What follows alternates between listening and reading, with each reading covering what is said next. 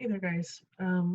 I promised you a video for the introduction to the second portion of our learning about Israel and Judah. Um, that second portion is a lot of history that has to do with how the Jews gained and lost and gained and lost the area of Israel, the land that we now know of as Israel. They had to fight many battles and many people, and they won some and lost more, unfortunately. Um, but uh, as we've talked about, the Jews are a strong nation even now today, even though they're all over the place. So they've been through some hard times and they've been through some not so hard times. They've been through some times that nobody should ever have to go through. Um, but be that as it may, they are still a strong people. Um, the history that's talked about in the book is very brief. There are a lot of things that that they're just kind of glossing over. What I'm going to talk about is the Jewish holidays, because the Jewish holidays are very connected to a lot of the history. Some of it we've already covered, and some of it has yet to come. Um, it's all the tradition of Judaism is extremely rich and beautiful. And if you learn nothing else, you learn the the perseverance of a people to survive. And so I wanted to kind of go over the holidays with you. Some of them are an observance of high feast days. Some of them are days of penitence, where there are it's just prayer and supplication to God. Um, but I think it's all very interesting and beautiful myself. So the first one that I want to go over, and I'm going to put in a share screen right here. The first one I want to go over is the Passover. Now I talked about the Passover a little bit when we were talking about uh, the life and times of Moses and what he did to get the Jews out of Egypt, and how God helped him by sending down the plagues into Egypt, and how that last plague was the spirit of death coming into that land and passing over all the homes of those that had obeyed God, and um, and wiped the blood of the clean lamb on their lintel posts, and how he took the firstborn child of everybody who did not do that. And so that was what happened, and how the angel of death actually had passed over the houses that had the blood. So that's how that word comes into play. But it's also the Jews passing over back into Egypt. So it's kind of a double entendre, if you will.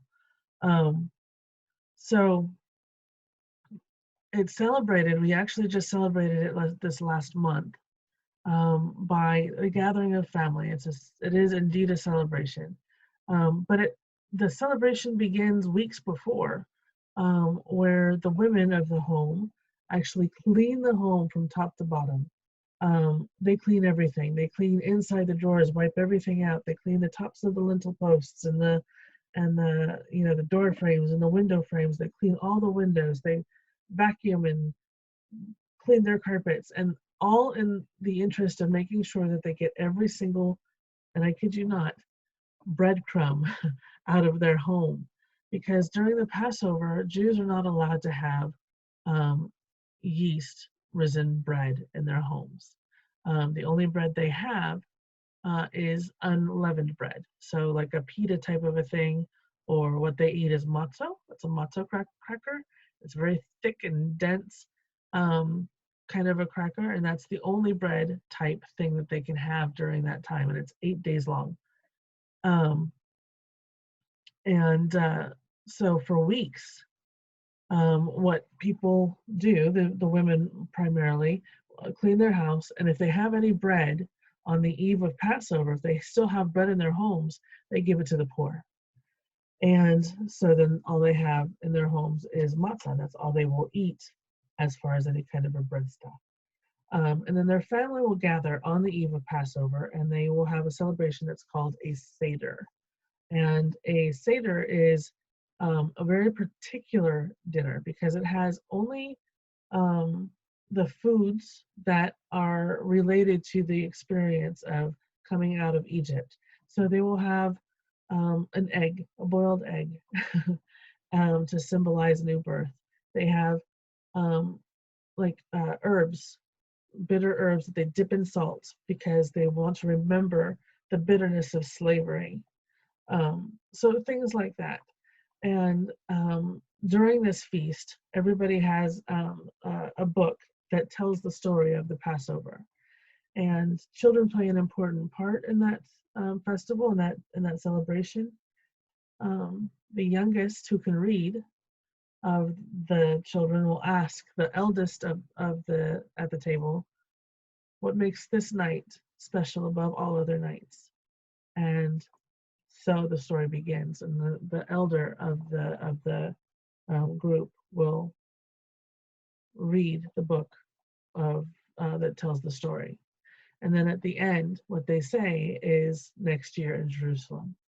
So they recognize that they no longer have possession of land in Israel, and the capital there of Israel, Jerusalem, the holy city. But they recognize also that their pilgrimage that they're commanded to make will lead them back. It's a beautiful, beautiful holiday. High Holy Day is what it's referred to as. Usually it happens in April, but like one of a lot of the holidays that I told you about, they're based on a lunar calendar. So similar to Easter, Christian Easter, it's on Sunday always, but it's a different Sunday every time. Passover is the same way. Okay, the next one I'd like to talk about is, this one is called Lag Ba'omer. My Hebrew is not so good, y'all. It is a celebration of one of the more important elder rabbis that Judaism has had. I mentioned that there is a series, not a series per se, but a group of books that is just basically commentary of rabbis, the teachers in the Jewish faith, commentaries on the law. And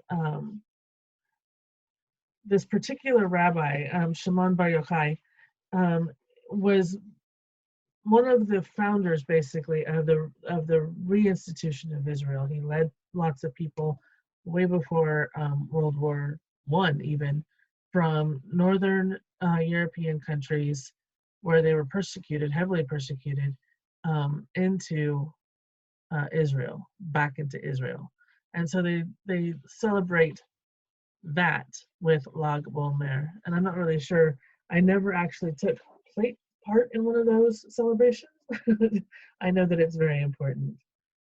Let me see here.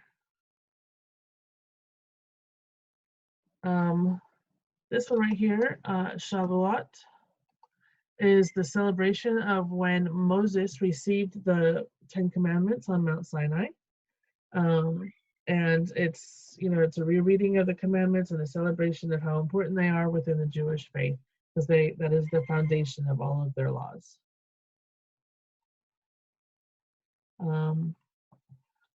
This one you may have heard of, Rosh Hashanah.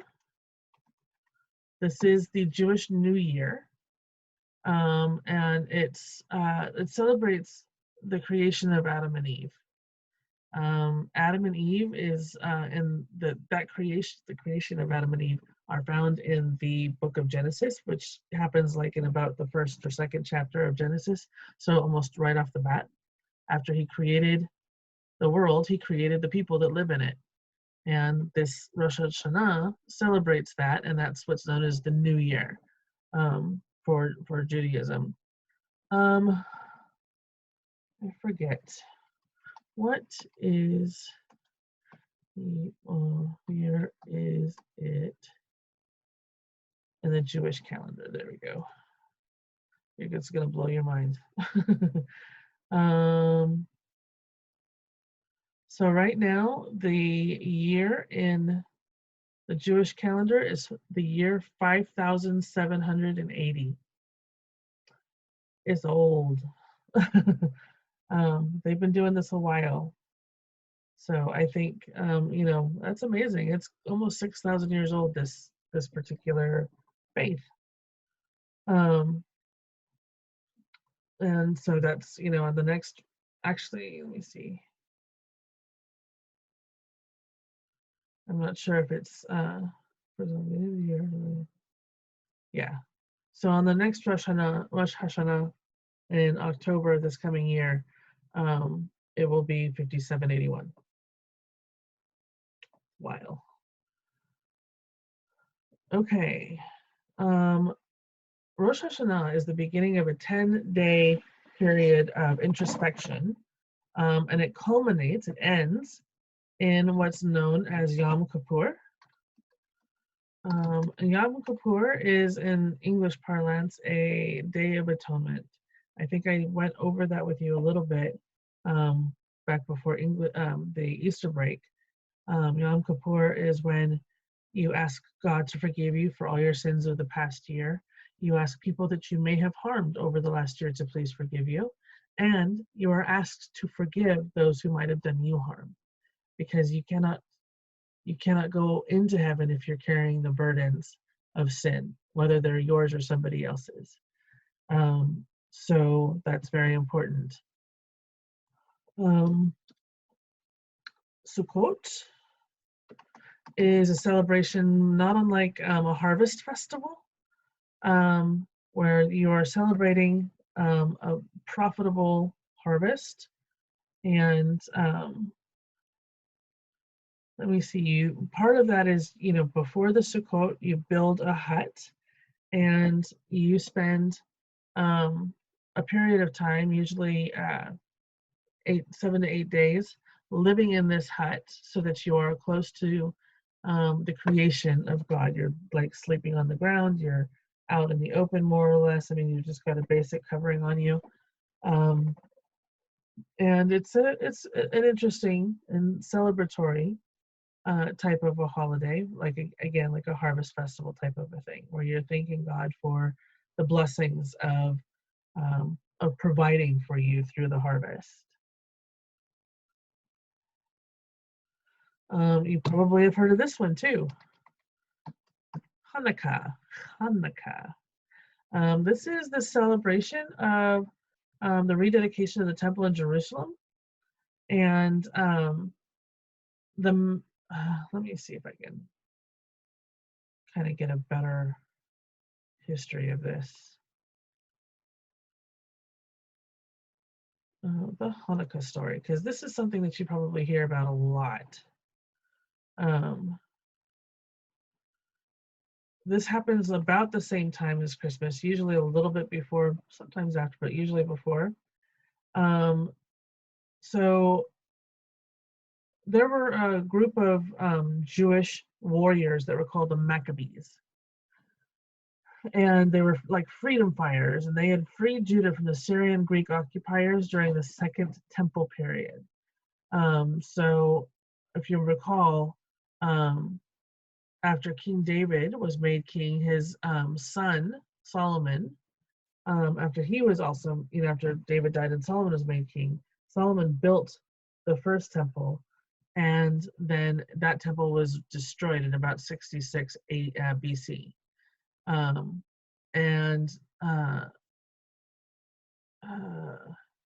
Cyrus the Great invited all the Jews to come back into Jerusalem and rebuild the temple. And so during that time, after the temple was rebuilt and before it was destroyed again in 70 AD, is known as the Second Temple period. The word Maccabee is an acronym for the Hebrew word that means "who is like you among all powers?" God. Led by Judah the Maccabee and his 4 brothers, they trounced the Greek interlopers and restored the Holy Temple to Jerusalem to the service of God. Their victory is celebrated during the celebration of Hanukkah. But it's more than that, because the Maccabees were within the temple and they only had enough oil for one night. And they knew that they were under siege, so they couldn't leave to get any more oil for their lamps, because they didn't have electricity back then. And so they had little oil lamps. And in fact, I think I have one somewhere. A little, it's just a little tiny little pot, and you put a little rag in there with the oil, and it's like a candle. Um, Not that big. You would think it would be bigger, but it's not. um, and So they only had enough oil to last for one night, but it ended up lasting for 8 nights. And that's how long they were under siege before they were able to defend themselves against the people that wanted to destroy the temple. And so that's why you hear when people that are celebrating Hanukkah will tell you that it was in celebration of a miracle, the miracle of the Maccabees. Um, and you'll hear a song sometimes called about a dreidel. They play it like with a little wooden block and a dreidel and little the chocolate coins that are wrapped up in the little gold foil. That's a traditional thing that they do. And there's you'll hear mention of the oil for 8 days and nights. That was the miracle of the Maccabees. Okay. There's one more that I wanted to talk about, and that is Purim. Purim is the celebration of the courage of not Esther, was it Esther? Who was it? Yeah, Esther. So at one point, Cyrus the Great had taken over. Remember, Cyrus the Great was Persian. He had taken over the whole Israelite valley, and even though Cyrus was sympathetic to the Israelites and wanted the freedom of religion basically within that country, he was not like many of the other Persian kings.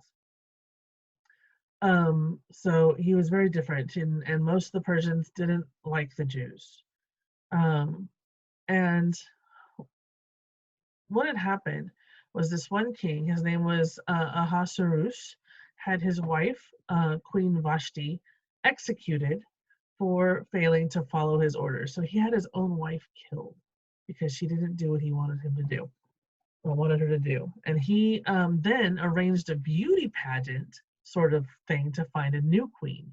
And this one girl really just caught his eye, and he fell madly in love with her. And her name was Esther. And the thing is she didn't tell him that she was Jewish, because he was going to make her queen, or possibly kill her if he knew. So she kept that a secret. Now, her cousin, who was named Mordecai, was the leader of the Jews in that area, and he also defied the king's orders. And the king, the orders were to bow down to this guy named Haman, who was he was the prime minister, not the king. The king was Ahasuerus, but the prime minister was Haman. And Haman, for all that Ahasuerus hated the Jews, Haman hated him 10 times worse. And so when the Jews refused to bow down to Haman, he wanted to kill all the Jews. And so Esther, for the love of her cousin Mordecai and for the love of her people, then revealed to the king, who did not like Jews, that she was Jewish, and please, for his love for her, would he please not kill them. And he loved her so much that he changed everything about how he felt about Jews, ordered Haman to be executed, and made a decree, a law, that Jews were not to be persecuted. So that made Esther a hero for having enough courage to step forward and, speak for her cousin and for her people. And that is the holiday of Purim. Yeah. So lots of big holidays there. Some of them a little bit um, more solemn than others, but they're all very important, and a lot of them, all of them, have some bearing in history, which you will be learning about. So we've already learned about Passover last time, in the first 4 sections. Um, let me see. Hanukkah is going to be coming up. Purim is going to be coming up, and everything else has to do with just passing time, pretty much throughout. The Shavuot is um, more of a springtime type of a thing, and Sukkot is about harvest. Rosh Hashanah has to do with celebrating Adam and Eve, which happened so long ago. But history plays a big part in almost all of those. So I just wanted to kind of share that with you, and hopefully you learned something. And over the years, when you see in the little calendars that you're going to be having, the little words in Hebrew that tell you that it's Hanukkah or that it's time for Purim or Shavuot or whatever, you'll have a better understanding of what that's all about. All right. Thank you. Have a good one. I'll talk to you later.